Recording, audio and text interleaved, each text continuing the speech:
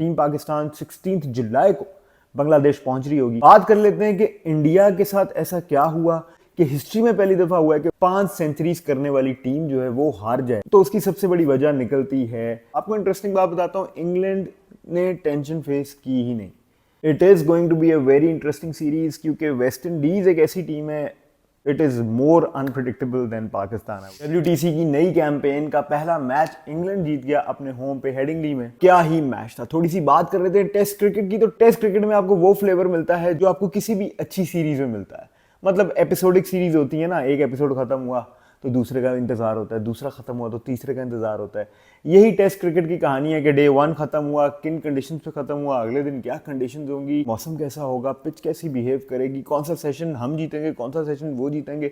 ये जो जबरदस्त किस्म की जंग और लड़ाई चलती है ना 5 दिन, वो किसी भी फॉर्मेट से ऊपर है। और अगर तो मैच 5वें दिन के आखिरी सेशन तक पहुंच जाए और लग रहा हो कि कोई भी साइड जीत सकती है, तो उस मैच से बड़ा कोई मैच नहीं होता। और इंग्लैंड वर्सेस इंडिया में भी हमने कुछ ऐसा ही देखा, जहां पे day 1 totally it was a win for India, day 2 it seemed like के England is coming back, day 3 में अगेन कुछ लगा कि इंडिया वापस गेम में आ रहा है, डे 4 में लगा कि नहीं यार ये तो इंग्लैंड की कहानी बनती जा रही है, डे 5 शुरू अच्छा हुआ, इंग्लैंड की सपोर्ट में हुआ, लेकिन सेकंड सेशन में कुछ ऐसे मामला बने कि एकदम से विकेटें गिरी, लगा शायद इंडिया गेम में वापस आए।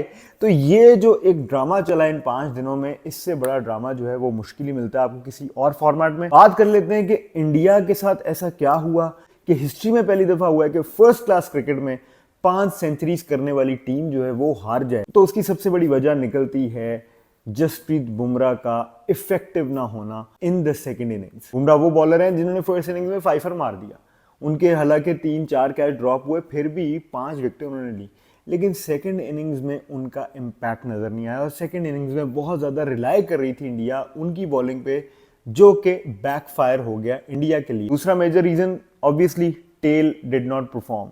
India's tail did not perform as good as England's tail did। मतलब कौन सोच सकता है कि 430 के करीब इंडिया है, 3 विकेटें गिरी हुई हैं और 470-80 पे ऑल टीम आउट हो गई है। तो टेक्निकली पहली इनिंग्स में ही तकरीबन 100 रन शॉर्ट थी इंडिया, और उसके बाद सेकंड इनिंग्स में भी अराउंड कोई 50-60 रन शॉर्ट थी। यही 150 रन ऊपर होते अगर इंग्लैंड के खिलाफ, तो इंग्लैंड टेंशन में नजर आता। आपको इंटरेस्टिंग बात बताता हूँ, इंग्लैंड ने टेंशन फेस की ही नहीं।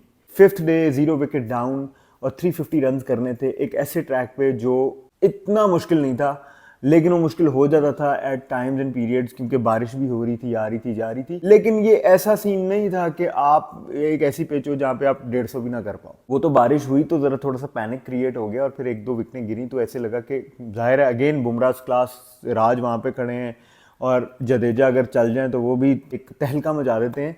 तो एक फीलिंग तो थी कि यार इंडिया कैन बाउंस बैक, लेकिन इंग्लैंड को बिल्कुल परेशानी नहीं हुई। ऑल इन ऑल जो खतरनाक बात है वो ये है कि गौतम गंभीर जो हैं उन्होंने 10 टेस्ट मैचेस में से अभी तक सिर्फ और सिर्फ 3 टेस्ट मैचेस जीते हैं, 7 टेस्ट मैचेस वो हारे हैं, और अब उन पर सवाल उठना शुरू हो गया। प्रॉब्लम यही होती है अच्छी टीम्स के साथ, यही होता है कि जब उन पर सवालात उठना शुरू हो जाएं due to a bad phase, तो वहां पे कॉन्फिडेंस शेक होना शुरू हो जाता है।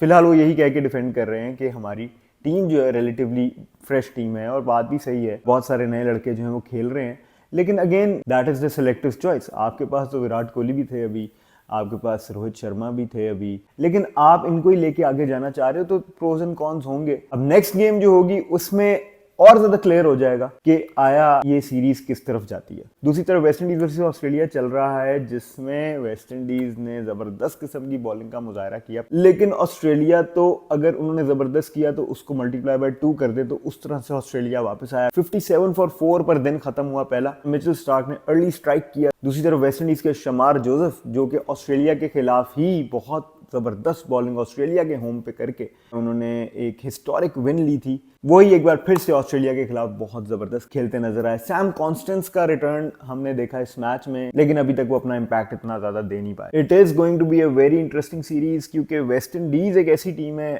It is more unpredictable than Pakistan I would say. और ऑस्ट्रेलिया टेस्ट क्रिकेट टीम पूरी दुनिया को पता है क्या लेवल है उनका। It's a tough challenge for West Indies, but you never know, let's see आगे क्या होता है। The only key in this game is going to be in the hands of the bowlers. तो कुछ भी हो सकता है, यही मजा है ना टेस्ट क्रिकेट का। यही मैं आपसे पहले भी बात कर रहा था कि हर दिन, हर घंटा, हर लम्हा कुछ नया मिल सकता है।